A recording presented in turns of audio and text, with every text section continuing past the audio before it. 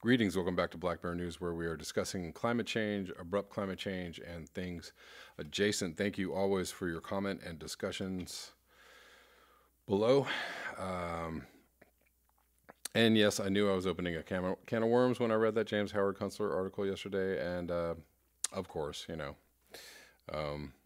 had the expected reactions in the comments. There's no reason for me to lie to you or to somehow give you false information. The point of this channel is to bring you truth, uncomfortable truth, wherever and however I see fit. I'm coming from a place of truth, and you know this because I consistently bring things up that piss people off. Because people want me to just say, just read the climate change articles, or just talk about climate change. If I really wanted to get a bunch of likes and get a bunch of views, then I would just do that. I would talk about climate change. I wouldn't talk about anything else. I just, shut off my own personal opinions and my own little takes on things, and then everybody would be nice and happy. But I wouldn't. So, and I think that would be a disservice. My goal in this channel is to provide truth on many levels and from many viewpoints, and on as many things as possible. We can talk about climate change all day, but I don't know. I think that the other things surrounding climate change are important too. It's important to know what's going on politically, like factually, politically, what is really, really going on. Because if you're willing to be lied to, then we're never gonna find the political solution or the political will to actually do anything about anything. So question your willingness to be lied to. I highly suggest that you do that, and take it, just trust me when I say, if I say something that makes you feel uncomfortable, it's for your own good. It's because I'm really trying to give you something that I feel is valuable. Try, if you can, to not just reject everything that I talk about out of hand. And maybe, do a little research instead of just go, nah. As I have done lots of research. How do I know I'm not being tricked? Because I do lots of research. Because I take in things from all sides, from right wing, left wing, progressive. I really try and take myself out of the equation and look at things from a very skeptical perspective. And so my intentions are pure, and I'm gonna blow your mind pretty soon, because I'm gonna do another video. I'm gonna do a video about 9/11, but I think it's important information, and heads will explode, and people will people will resist, and but I do these things because I care. Also letting you know that I'm going to have Nick Humphrey on the show tomorrow. We're going to be doing an interview. I've interviewed Nick before. I really like his work. I follow him on Facebook. I suggest that you do too. The man is unstoppable. He just really pushes out a lot of information, like every day, all day long. So if you're looking for breaking climate change news, he's a good channel, good person to follow. Highly suggest. But so, look for that interview tomorrow. I'm going to get into some climate change news. From Seymour Rocks, this is more on the high temperatures in the Arctic Circle, 31C in northwest Russia, as melt season in Greenland gets off to an early start. As expected, extremely high temperatures were reached in northwest Russia, locations as far as almost 65 degrees north, pushed above 30°C. So high 80s. As expected, extremely high temperatures were reached, or mid 80s. Yeah. Extremely high temperatures were reached in northwest Russia today. Locations as far as almost. I just read that. Anyways, the corridor of exceptionally warm air masses reaching far into northwest Russia, with daytime highs pushing to 31°C. Exceptionally warm weather for this region. So you can see little blobs, these blobs of cold air. So cold anomalies down here, down to like minus 12 and 16°C.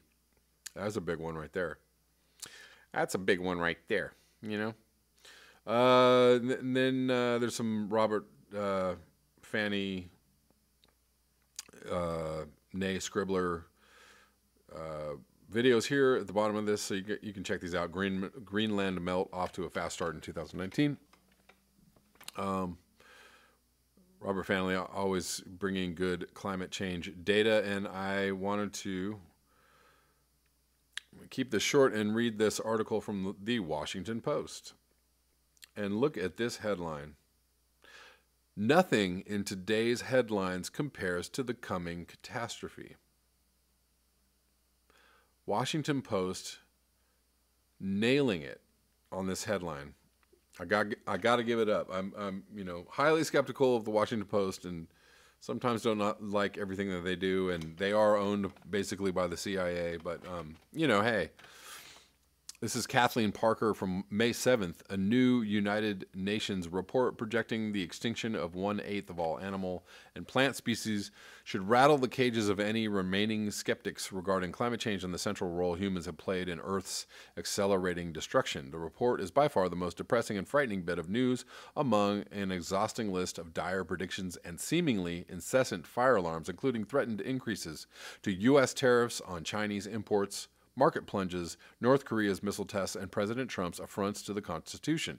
Just when you thought you couldn't take any more, finding out that 1 million species face extinction without radical corrective change in human behavior is akin to finding out you have a fatal disease. One day you have 1,000 problems, the next you have just one. Nothing in today's headlines compares to the catastrophic potential posed by climate change and the decimating effects of careless consumerism around the globe. The four horsemen of the apocalypse, generally considered to be conquest, war, famine, and death, weren't far off the mark. Today, we might revise the New Testament version to include plastics, emissions, deforestation, and Homo sapiens, lest some folks become incensed by this apparent disparagement of man's great works. See War and Conquest.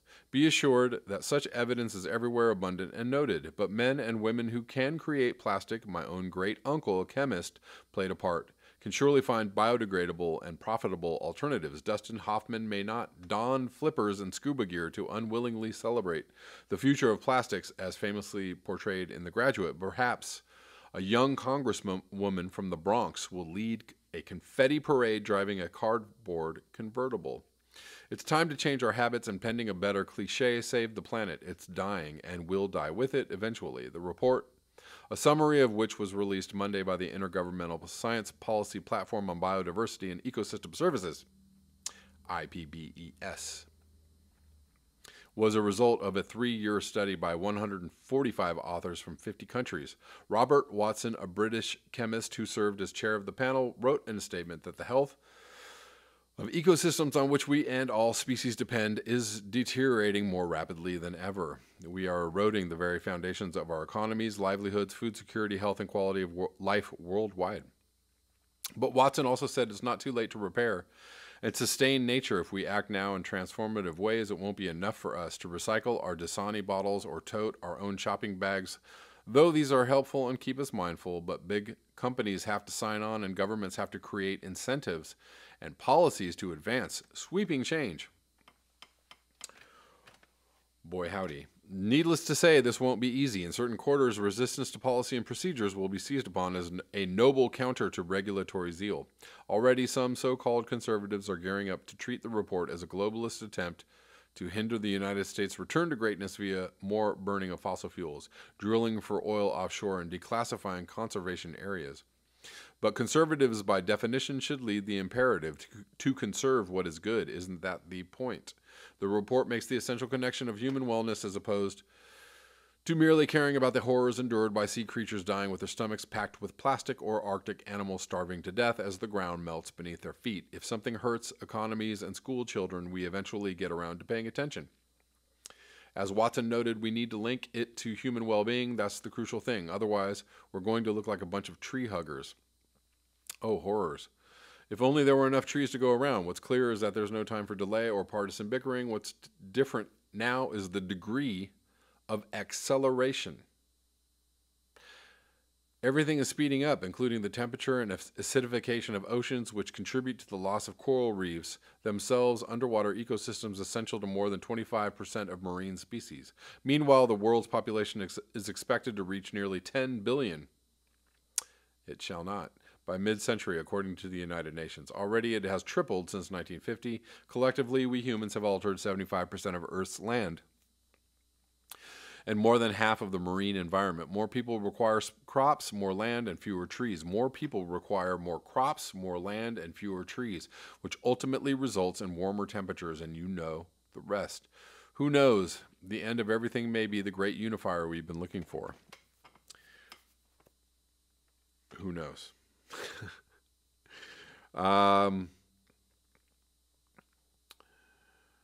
Yes, the news is grim and it keeps on pouring in. I'm really I'm really perplexed by this kind of positive thinking's kind of, I don't know, there's this thing going on, and I see it a lot, and I've talked about this before, and it really is a struggle for me because I see people just positive, manifesting positive, outlooks and, attracting good things to them. And it's weird because like it's working right now only because industrial civilization is still going.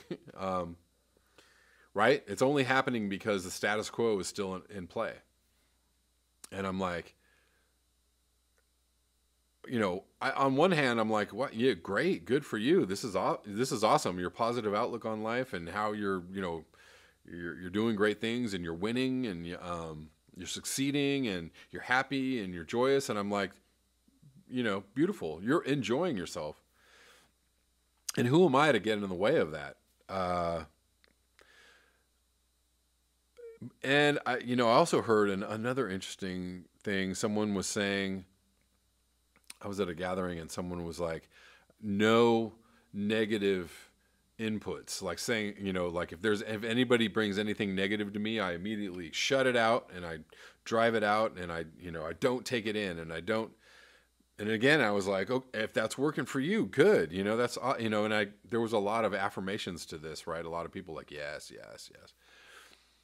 And it's like people, I see people existing in this island, this island of calm or stability. And around the island is this, enclosing the whole island is a wildfire, a circle of fire. And it's going towards this circle of calm and stability. And everybody's like, I feel good, man. This is great, man. Isn't a great time to be alive? And man, this is wonderful. And there's people inside the circle of calm going like, do you see the smoke? Is that fire? And right now, it was smoke for a while, and people are like, it's a little smoke. They'll get that. But right now, like more and more people, as evidenced by this article I just read, and it's everywhere right now. Now it's starting to be everywhere, right? People are like, I see flames. No, those are flames. But meanwhile, everybody else is like, isn't this great? It's just the most maniacal, bizarre, just time to be alive. It's just the most, and it's bizarre to see the fire, to witness the flames, to see it happening, to see it coming closer, to see it encroaching on everybody's stability and happiness and joy and positive affirmations. And I'm like, You guys, eventually you're going to have to, you know, these flames are going to be on your butt, and you're going to have to be, you know, how are you going to put them out? Oh, no, you're not going to put them out. I don't know. I'm bringing all of this up to say, like, it's just weird. It's just really, really weird. And I actually almost wish I was one of those people who was just in the whole, like, attracting, you know, positive vibes from the universe crowd, because then I would just enjoy myself, like, right up to the end.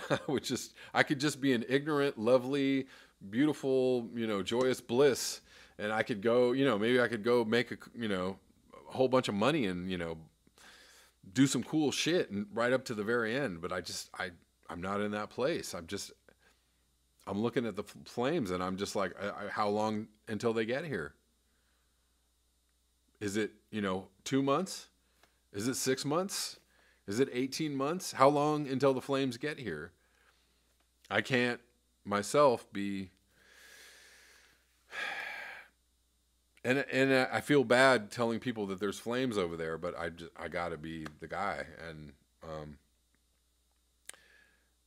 again, to go back a long, long time ago on this channel, talking about how I felt somewhat sadistic, giving people this news. And so, you know, I don't give people this news very much to their face anymore, but if people happen to run across my channel and go, what the hell?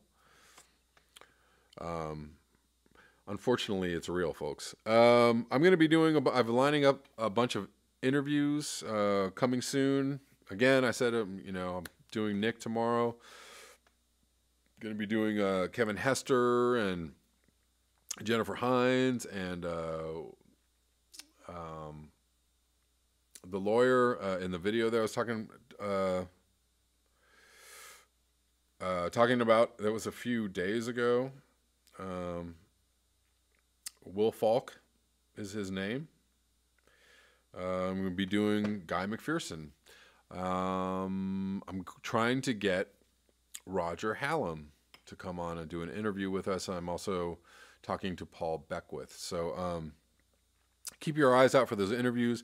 I'm hoping somebody can give me insight to the dead tree phenomenon. I see it everywhere. I saw it in Detroit. I saw it in Ohio. There's dead trees, lots of dead trees. They're everywhere, and there's lots of trees being burned from the top down. It's a thing. It's very rampant in Los Angeles. Is it high UV? Is it lack of nutrients? Is it a combination of both? Who knows? Anyways, that's all I have for you tonight. Thank you so much for your eyes, your ears, and your conscience. If you would like to support this channel, you can do so at the links below. Until next time, peace.